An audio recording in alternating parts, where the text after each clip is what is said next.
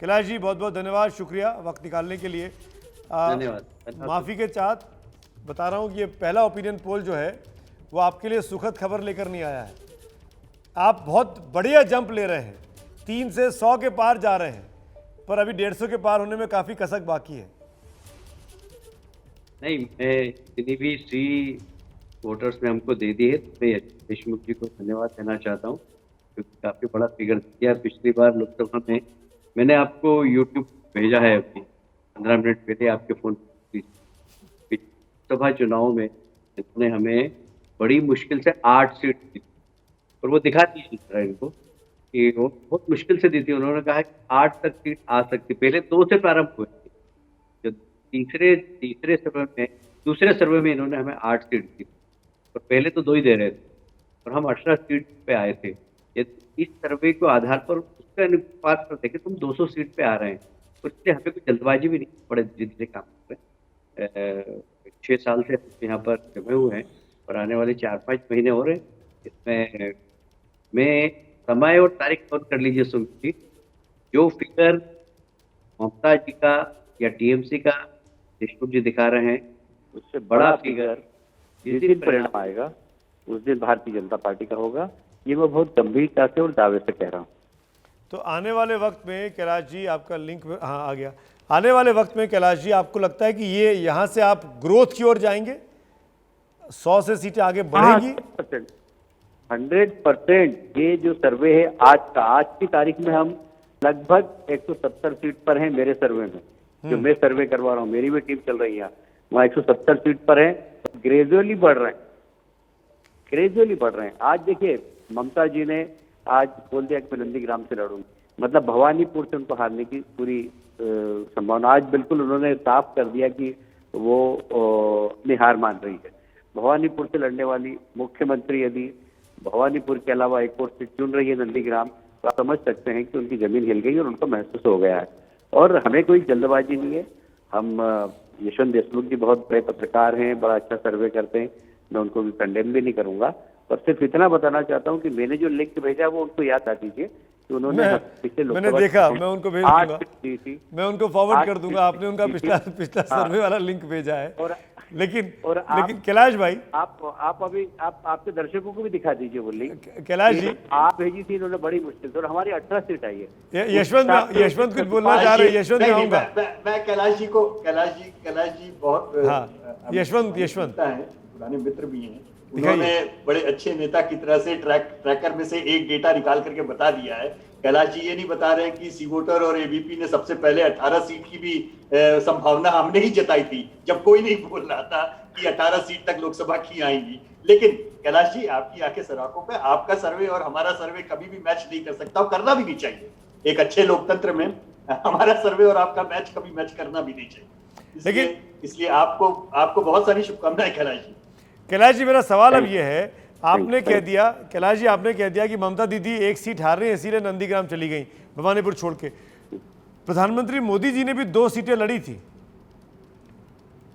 तो 2 सीटें लड़ने का मतलब ये थोड़ी होता है कि आप चुनाव हार रहे हो तो इसलिए जा रहे हो। नहीं, मैं फिर एक बात आपके इस प्रश्न का जवाब देता हूँ।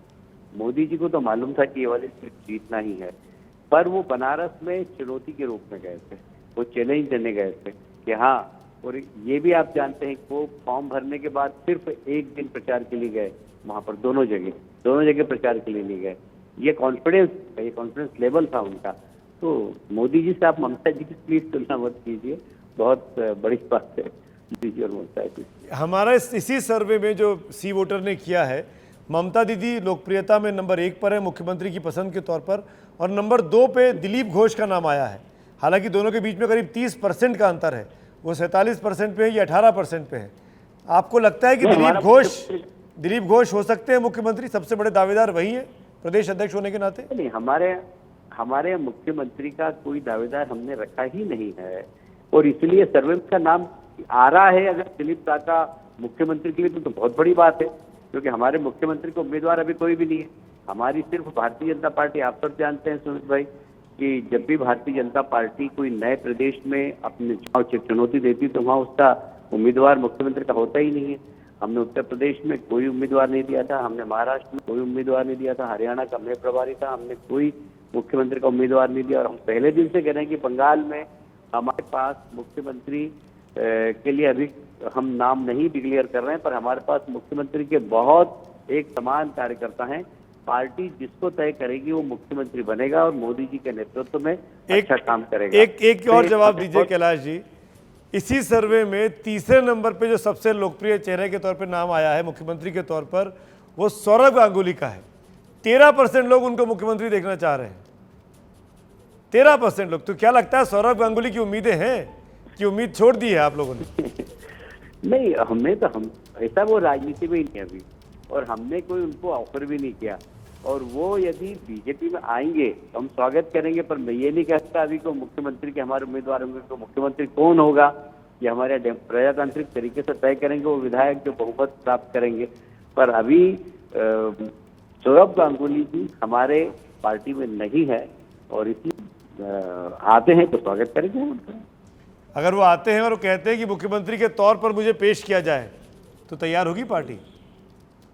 अब ये तो मेरे लेवल की बात नहीं है, ये आपको ऊपर बात करना पड़ेगी। देखिए, हमारे सर्वे में जनता भी कह रही है कि सौरभ गांगुली अगर उम्मीदवार होंगे तो बीजेपी को फायदा होगा। 48% लोग कह रहे हैं। हाँ, तो आपके सुझाव को मैं ऊपर हाईकमान को बता दूंगा।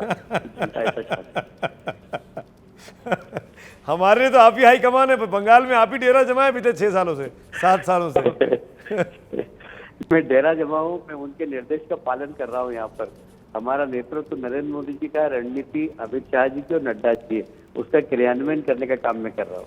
एक इम्पॉर्टेंट चीज़ और कैलाश जी, शुभेंदु अधिकारी समेत तमाम नेता टीएमसी के आपकी पार्टी को ज्वाइन कर रहे हैं, करते जा रहे हैं।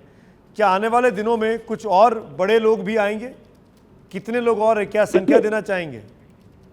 देखिए, टीएमसी में जिस तरीके से ममता जी के नेतृत्व में उनके भतीजे ने सारे प्रदेश में माफियाओं को संरक्षण दिया है, उससे वे कार्यकर्ता टीएमसी के जो सोनार बंगला का सपना देखकर, प्रदेश के विकास का सपना देखकर राजनीति में आए थे, निराश हुए। और ऐसे बहुत सारे लोग हैं जो भारतीय जनता पार्टी में आना चाहते हैं, पर हम सबको नहीं लेंगे। हम देखेंगे कि जो वास्तव में मोदी जी के नेतृत्व का समर्थन करता है, जो भाईको के गोल माफिया, गाय माफिया, गोल माफियाओं के साथ नहीं होगा, उसके बारे में हम विचार करेंगे। अभी ये बात सही है कि बहुत सारे लोग ऐसे हैं जो भारतीय जनता पार्टी में आना चाहते हैं। लेकिन कैलाश जी, एक चीज़ इस सर्वे में आपको भले ही तमाम चीज़ें पसंद नहीं आ रही हो क्योंकि आपके मन के मुताबिक नहीं आ पा रहा है, पर एक चीज़ मुझे अच्छी दिख रही है। प्रशांत किशोर ने जो चुनौती दी थी उसको ये ओपिनियन पोल आपकी पार्टी को मात दे रहा है। 98 से 106 सीटें। प्रशांत किशोर ने कहा था कि 100 के पार नहीं जाएंगे आप, तो 100 के पार आप जा रहे हैं। देखिए, मैं किसी बिजनेस में कंपटीशन बिल्कुल भी नहीं करता। मैं एक राजनीतिक कार्यकर्ता हूँ, और राजनीतिक कार्यकर्ताओं को राजनेताओं से प्रतिस्पर्धा करना, उनकी बात का जवाब भी देना चाहिए। अब पीके व्यवसायी आदमी है, अगले चुनाव में मैं किसी दूसरे राज्य के चुनाव में उनको दे दूं, वो मेरे से कॉन्ट्रैक्ट करने और मेरे लिए काम करने लगेंगे। तो ये बिजनेसमैन और राजनेता के बीच में बड़ा अंतर है, और इसलिए उनका चैलेंज उनकी जगह है।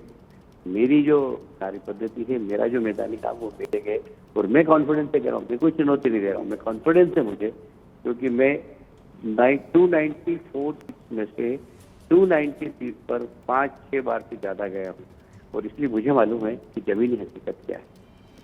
4 सीटें आपने छोड़ दी हैं, लेकिन ठीक है, अगली कुछ काम भी 3 महीने में और भी करना है। मेरा सवाल सीधा सा है कैलाश जी, आखिरी सवाल। अमित शाह जी ने कहा 200 के पार, आप कह रहे हैं 170, तो कुछ बदलाव हुआ है क्या आंकड़ों में, फेरबदल? नहीं, मैंने ये नहीं कहा। मैंने कहा आज के सर्वे में जी हाँ, आज, पर ये हमारा ग्रेजुअली पड़ेगा और ममता जी ग्रेजुअली डाउन होगी। अब देख लेना, मैं जो कह रहा हूँ ना, मैं जमीनी हकीकत बता रहा हूँ आपको। ये आपका सर्वे पता नहीं किस तारीख तक का है, पर जिस दिन नड्डा जी के ऊपर हमला हुआ, हमले के बाद अमित भाई का यहाँ पर प्रवास हुआ, उसके बाद हमारे कार्यकर्ताओं का कॉन्फिडेंस बढ़ा है और टीएमसी के कार्यकर्ताओं का कॉन्फिडेंस टूटा है, और एक जनमानस में बंगाल के अंदर एक ये छवि बन गई कि नहीं भाई, एक राष्ट्रीय नेता, एक राष्ट्रीय पार्टी के अध्यक्ष पर इस प्रकार हमारे राज्य में पथराव करना, इसको तो कभी माफ नहीं किया जा सकता। और उसके बाद पथराव के बाद जो ममता जी का बयान था, नड्डा जी के लिए जिस प्रकार उन्होंने अपमानित करने वाले शब्दों से बात की कि नड्डा फड्डा चड्डा का यहाँ क्या काम है, बड़ा अफसोस हो रहा है कि मैं इन शब्दों का मैं उपयोग कर रहा हूँ। क्यों आना चाहिए उनको बंगाल में? मैं समझता हूँ एक जवाबदार संवैधानिक पद पर बैठा हुआ मुख्यमंत्री अगर किसी राष्ट्रीय पार्टी के अध्यक्ष के लिए इस प्रकार की बात करे तो वो ठीक थोड़ी है। जी कैलाश जी, बहुत बहुत शुक्रिया, धन्यवाद। अमूमन ऐसा होता नहीं है कि जो लोग पार्टी सर्वे में हार रहे हो, पीछे रह रहे हो, वो डिबेट में आए, चर्चा में आए। अमूमन मना कर देते, पर आपने हिम्मत दिखाई, आप आए, शुक्रिया, बहुत बहुत धन्यवाद।